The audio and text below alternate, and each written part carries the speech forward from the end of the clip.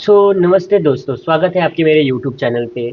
आज हम बात करने वाले हैं एक ऐसे स्टॉक की जिसने अपनी आइडेंटिटी ही बदल दी है। जी हाँ, हम बात कर रहे हैं एवेन्यूज की, एवेन्यूज एआई की। क्या ये कंपनी एआई रेवोल्यूशन का हिस्सा बन सकता है? क्या इस स्टॉक में लॉन्ग टर्म वेल्थ क्रिएशन का पोटेंशियल है? और अगर आप 5 साल या 10 साल के इन्वेस्टर हैं तो किन बातों का ध्यान रखना चाहिए? चलिए डिटेल्स में आपको बताते हैं। सबसे पहले कंपनी को समझते हैं। एवेन्यूज एआई पहले इन्फीबीम एवेन्यूज के नाम से जानी जाती थी। कंपनी का core business digital payment, enterprise software और ऑनलाइन कॉमर्स सॉल्यूशन रहा है।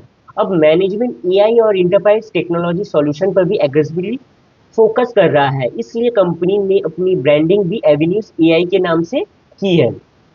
लेकिन सिर्फ नाम बदलने से कंपनी सक्सेसफुल नहीं बन जाती, सबसे इंपॉर्टेंट होता है एग्जीक्यूशन।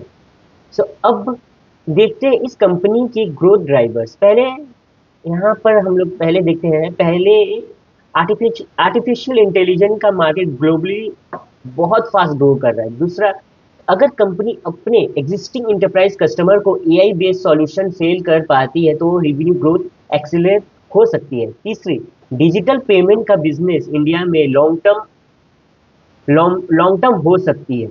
और यहाँ पे आप देखिए, like 27 international currency and serve million of merchant globally. It supports over 200 payment options। और क्या क्या प्रोवाइड करती है AI solution? The company focus AI पे बहुत ही फोकस कर रही है। Auto infrastructure automation, autonomous payment, AI agent for various high, like बहुत ही अच्छी चीज है। अगर मैनेजमेंट दोनों सेगमेंट को इफिशिएंटली एग्जीक्यूट करता है तो फ्यूचर में कंपनी की अर्निंग इंप्रूव हो सकते हैं, बहुत ही अच्छा इंप्रूव हो सकता है। लेकिन क्या होता है ना, हर कंपनी का एक रिस्क भी होता है, लाइक प्रो एंड कॉन्स। हम लोग आ जाते हैं टिकर टेप में। इसके इसका कुछ फाइनेंशियल डेटा हम लोग देख लेते हैं। स्क्रीन इस पे आ जाते हैं, फाइनेंशियल डेटा में हम लोग आ जाते हैं। तो फाइनेंशियल डेटा में आप यहाँ पे देखिए, over last 5 years revenue has grown at a yearly rate of 42% versus industry average of 17%। तो अच्छा रिटर्न दिया है इंडस्ट्री के अकॉर्डिंग। ओवर 5 साल में नेट इनकम 15% से ग्रो हुआ है।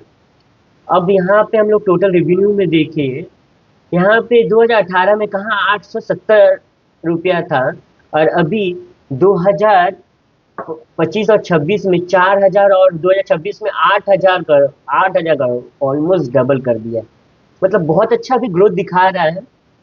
और इसका नेट सेल में हम लोग आते हैं, इस यहाँ पे होगा। आरओसी इतना अच्छा नहीं है, और ना ही आरओई इतना अच्छा है इसका इसका बट ये इम्प्रूव हो रहा है आस्ते आस्ते। और आपका इक्विटी कैपिटल भी ठीक ठाक है। रिजर्व भी बहुत ही ज़्यादा इंक्रीज हुआ है। देखिए 2000 मार्च 2026 में 3,800 के करीब, अब 15 में 229 के करोड़ के करीब था। अच्छी बात है। लेकिन उसी तरह बोरोइंग कांस्टेंट है, लेकिन अदर लायबिलिटीज इंक्रीज हुआ है, 1,600 के करीब है। कंपनी तो अच्छा परफॉर्म किया है। और cash flow, net cash flow देखिए, नेट कैश फ्लो 346 के करीब है मार्च 2026 के अकॉर्डिंग अभी। कंपनी कंटिन्यूसली इनोवेशन करना पड़ रहा है और करना पड़ेगा। इन्वेस्टर को quarterly result, revenue growth, operating margin, order wins और कैश फ्लो पर नजर रखनी पड़ेगी। अगर अर्निंग ग्रोथ नहीं आती तो सिर्फ एआई थीम के बेसिस पर वैल्यूएशन सस्टेन करना बहुत ही मुश्किल हो जाएगा इस कंपनी के लिए।